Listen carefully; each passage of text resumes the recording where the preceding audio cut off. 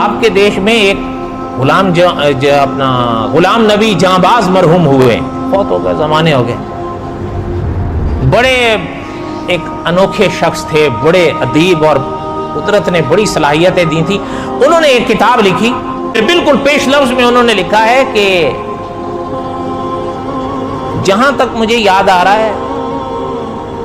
کوئی غلطی ہوگی تو میری طرف سے ہوگی، کئی سال انہوں نے جیلیں کاٹی۔ یہ اس زمانے کے لوگ ہیں جب ہند تقسیم ہو رہا تھا، تقسیم ہونے کے بعد بھی، پہلے بھی یہ قید خانے میں ہوتے تھے اور تقسیم کے بعد بھی قید خانے میں ہی ہوتے تھے۔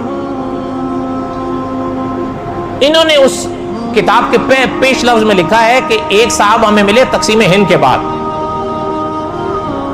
تو اسلام کی بات ہم نے اس سے کہی۔